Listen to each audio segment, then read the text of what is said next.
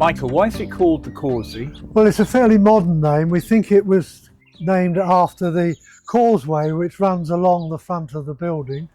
This would have been a raised area for people to get to church during times when the whole common area was flooded. Right.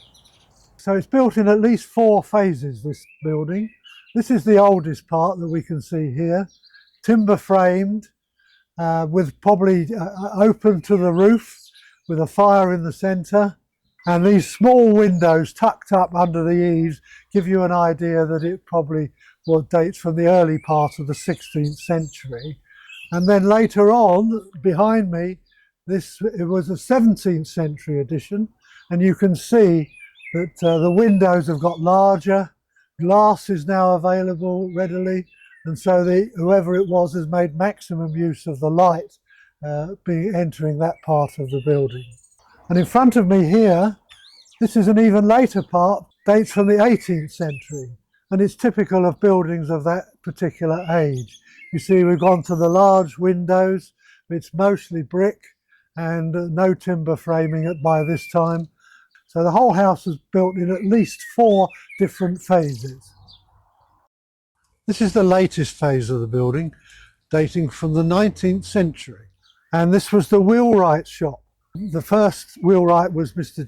James Puttock, and then later taken over by the Cheeseman family. And you can see these doors here were where the wagons were wheeled in and out.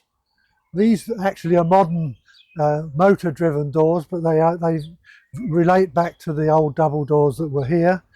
The wagons were fabricated in the lower part of the building. All the dirty work, the carpentry and the metalwork was carried out here. Once all the metalwork had been added and the wheels were made, it was taken up to the upper part. You can just see the outline of a door there, yeah. Where the wagons were pulled up on a ramp so that the signwriter could get to work. And that's where they created these wonderful floral designs for the wagons, and the owner's name was painted on and so on.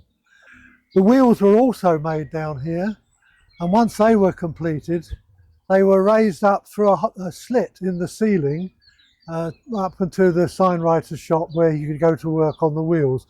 And they were kept separate.